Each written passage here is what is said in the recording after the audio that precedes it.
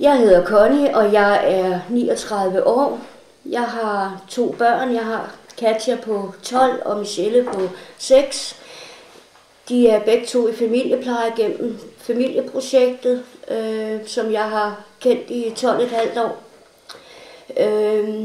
Jeg blev gravid med Katja i 98 og kontaktede Hvidovre Hospital og sagde, at jeg var gravid og derved og kunne ikke varetage mit barn på grund af mit misbrug. Familieprojektet de blev så koblet på og fandt en familiepleje til Katja, og jeg blev introduceret for dem, og det viste sig faktisk, at jeg var mægtig glad for dem allerede fra starten af. Katja har boet deroppe nu i den familiepleje i de 12 år. Og det, som jeg synes er det gode ved familieprojektet, det er, at jeg har haft den kontakt, jeg har haft til dem, har faktisk været den støtte, som jeg har haft brug for. Jeg har kunne ringe til dem, jeg har kunne komme hos dem, jeg har kunne smide alle mine frustrationer, min vrede hos dem. De har lyttet til mig, de har hørt mig, og det er jo nok det, at jeg har mest lagt vægt på, det er, at de hører mig. Jeg har så haft nogle perioder, hvor jeg har været stoffri, men har ikke haft nogen intention om at få min datter hjem. Jeg bliver så gravid igen i 2004 og får Michelle. Og igen bliver familieprojektet koblet på, da de har den største datter sag i forvejen. Og de finder så også en familiepleje til Michelle i den anden ende af landet. Og det viser sig så også, at det også er en familie, som jeg meget hurtigt bliver glad for. I dag har de så været i henholdsvis begge plejefamilier i 12 og 6 år. Og jeg har besøgt mine børn, så vidt jeg har formået i alle de år. Der har så været nogle år efter Michelles far døde, hvor jeg ikke har haft mulighed for og slet ikke haft overskud til at besøge nogle af mine børn. Men der har familieprojektet og familierne, de har varetaget begge mine børns tarv og har passet på dem og støttet op omkring det, at deres mor ikke har kunne komme og besøge dem.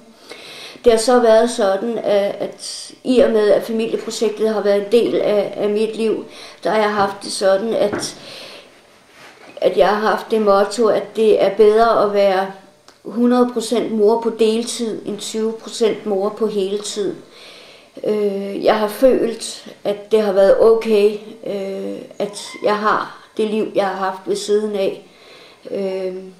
Selvfølgelig har jeg et ansvar som mor, men i og med, at mit misbrug har været alt afgørende, så har jeg ikke kunne varetage det at have mine børn. Og der har familieprojektet været en stor del af det. I dag, der har jeg i et år været væk fra misbrugsmiljøet, har fået min egen lejlighed, bor langt væk fra København, har fået mit liv ind på de rette baner igen. Jeg har godt nok stadigvæk en vedligeholdelse på metadon, men det gør ikke, at jeg ikke kan være sammen med mine børn. Tværtimod har jeg et utroligt godt forhold til mine børn i dag. Jeg besøger den store uden familieprojektet, projektets involvering.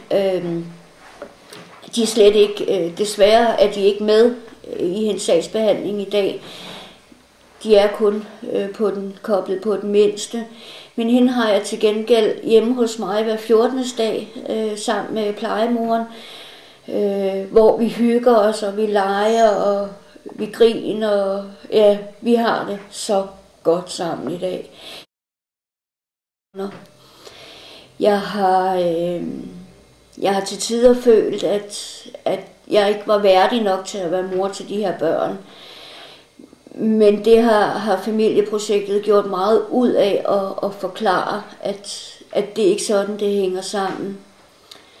Så i dag har jeg fået det tilbage, som jeg ikke troede, at jeg nogensinde ville kunne få med mine børn. Jeg vil ikke have dem hjem. Det har jeg allerede fred med, at de skal forblive, hvor de er. Men det er også fordi, jeg ved, at de familier, som de bor i, det har været nogen, som familieprojektet har fundet og har undersøgt på kryds og på tværs, og har dermed vidst, at de har kunne varetage det at have børn af misbrugere. Så det var lidt om mig.